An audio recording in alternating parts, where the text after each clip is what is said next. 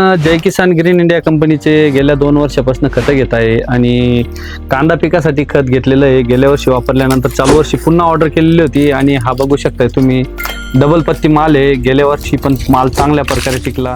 ज्यावेळेस आम्ही खत घेत नव्हतो तेव्हा म्हणजे 1-1.5 महिन्यात चाळ फोडावं लागायची. आता जवळ 2.5-3 महिने झाले अजून चाळ फोडलेली नाही. म्हणजे असं होतं की खत टाकायच्या आधी आमच्या कांदेवनाचा रोग राहायचे, कांदे असे कवळे असे त्या राहायचे. टायमाला तुम्ही खतं कोणते वापरत होते? आपले रासायनिक खत वापरायचे. इतर शेतकऱ्यांना सांगा की जरूर सगळ्यांनी वापरावे. मागच्या वर्षी आम्ही आपल्या आम्ही दिवाळी नंतर 6,000 कांदे विकले, जवळ 100 क्विंटल हेच खत वापरले ते. त्यामुळे आम्ही यंदा 4 एकर बोलतो आम्हाला 25 ते 30 ट्रॅक्टर कावरेज निघाले. एकरी 7 ट्रॅक्टर. एकरी 7 ट्रॅक्टर. आताशी 1 ट्रॅक्टर विकला फक्त, तो पण 1600 ना, अजून खराबच झालेलं नाही अजिबात.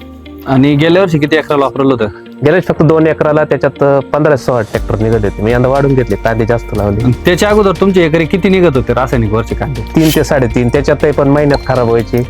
आणि मार्केटला पण 1500 मार्केटला 1000 आणि 1100 तसे 1 नंबर विकतात त्या. 2 एकरामध्ये गेल्या वर्षी किती ट्रॅक्टर निघाले होते? 15. गेल्या वर्षी जिथं 7 ट्रॅक्टर निघायचे तिथं 15 ट्रॅक्टर कांदे काढलेले 2 एकरामध्ये त्याच रानामध्ये. आणि चालू वर्षी पुन्हा 4 एकरासाठी घेतलं त्यांनी वापरलं. आणि मागची द्राक्ष बागेसाठी टाकली वापरले ते खत. तर द्राक्ष बागेला काय जाणवलं तुम्हाला? आमची काडी परिपक्व, मालेज, टर्नेज विनेज किंवा माल चांगला आला. आता काय परिस्थिती काय वाटते इतर बागांमध्ये ते खत टाकल्यानंतर? अजून तुमचे 1 नंबर बागेची जी काडी झालेली, आमच्या बागेच्या काड्याला मॅच्युरिटी लवकर आली आणि जिला नाही टाकलं ते अजून युरियाच काडे आहे. तर बघू शकताय तिथं आजूबाजूला इतर शेतकरी बांधवांचे पण बाग आहेत, तर त्यांची काडी वगैरे झालेली नाही.